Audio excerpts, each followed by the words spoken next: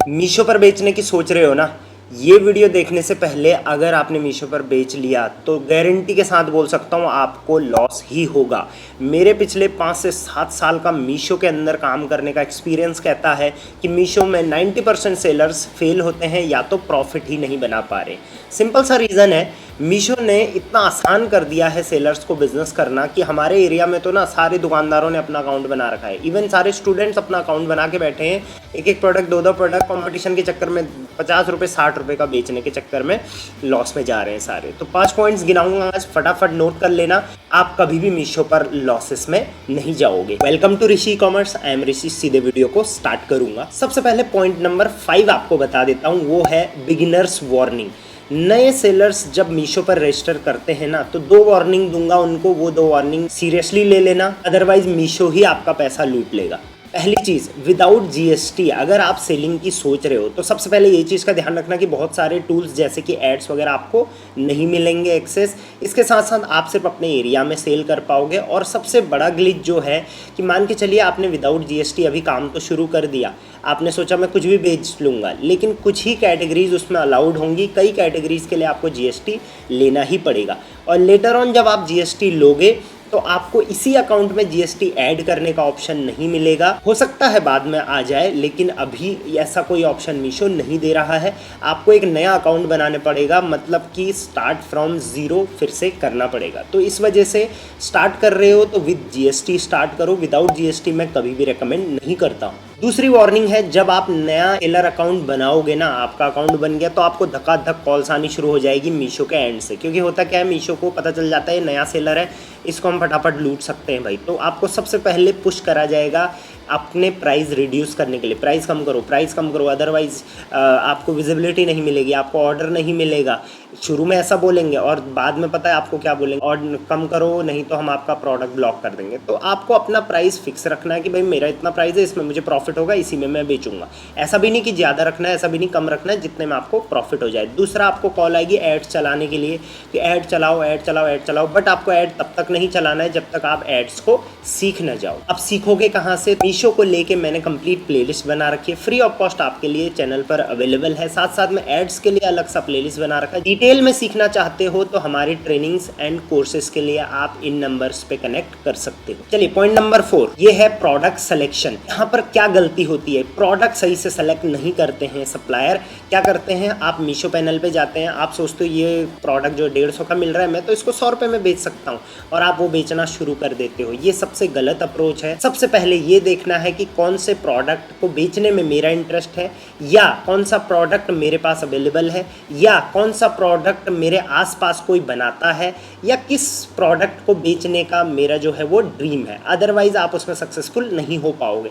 अब आपको पता चल गया मुझे ये प्रोडक्ट बेचना है, इस कैटेगरी में बेचना है। उसके बाद आप देखो कि उसका सप्लायर कौन आप ढूंढ सकते हो, एक अच्छा मैन्युफैक्चरर उसका कैसे ढूंढ सकते हो, और कैसे एक बेस्ट प्रोडक्ट कस्टमर तक लेके जा सकते हो विद बेस्ट प्राइस।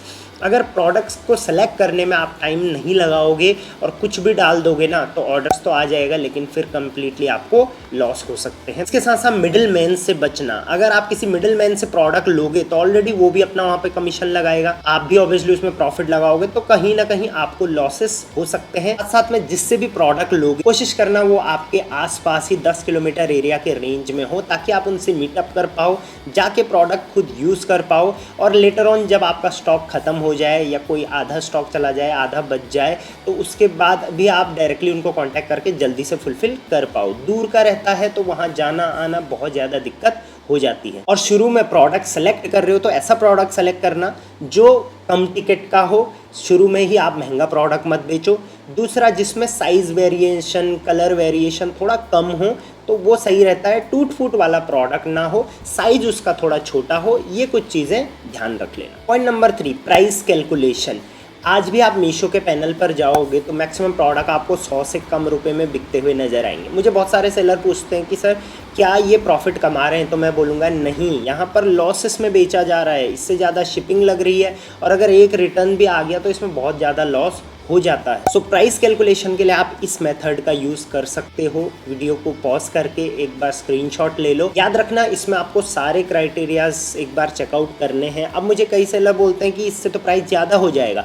देखिए, कोई प्रोडक्ट बेच के उसमें लॉस कमाने से बेहतर है कि हम कम बेचें लेकिन प्रॉफिटेबल रहें। आपको अपने प्रोडक्ट में रिटर्न का रीइंबर्समेंट, रिप्लेसमेंट का, एड्स का, प्रमोशन का, पैकेजिंग का, जीएसटी का, मार्जिन, एवरीथिंग आपको उसमें ऐड करके चलना पड़ेगा। सो राइट प्राइसिंग होगी तभी प्रॉफिट राइट मिलेगा। आ गए हैं पॉइंट नंबर 2 पे, वो है मैनेजिंग रिटर्न्स। मेरी एक बात आप आज समझ लो या बाद में समझ लेना जब लॉस होगा, कि आप 4 प्रोडक्ट बेच लो, उससे आपको उतना प्रॉफिट नहीं होगा जितना एक प्रोडक्ट के लॉस पे हो जाएगा।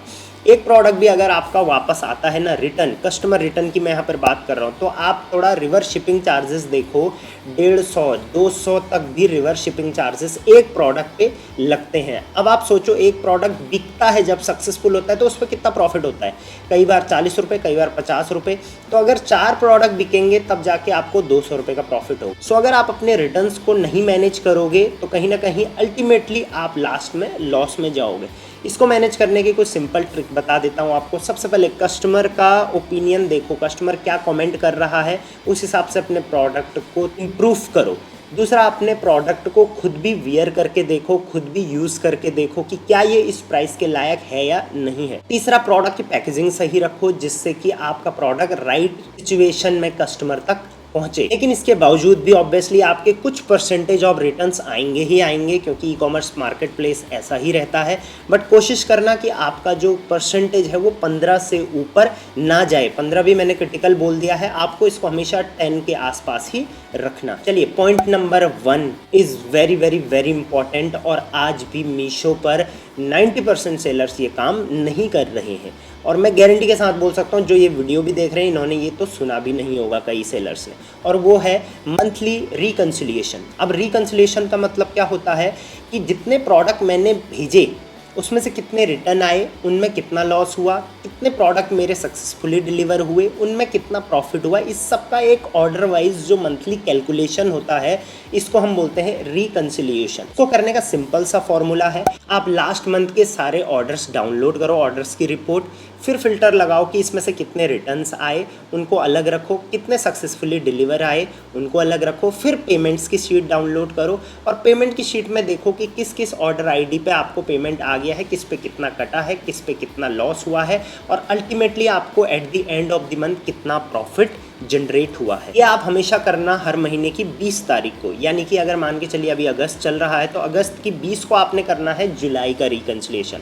आप हमारी टीम की भी इसमें हेल्प ले सकते हैं, या मैंने वीडियोस इस पे कंप्लीट बना रखी हैं, ट्यूटोरियल्स, उनका लिंक मैं डिस्क्रिप्शन में दे दूंगा, आप उसकी भी हेल्प ले सकते हो। But monthly profit and loss अगर नहीं कैलकुलेट करोगे तो आपको पता ही नहीं चलेगा कि चाहे आप 50 ऑर्डर डाल रहे हैं, 100 ऑर्डर डाल रहे हैं, कि प्रॉफिट लॉस कितना हो रहा है आपका।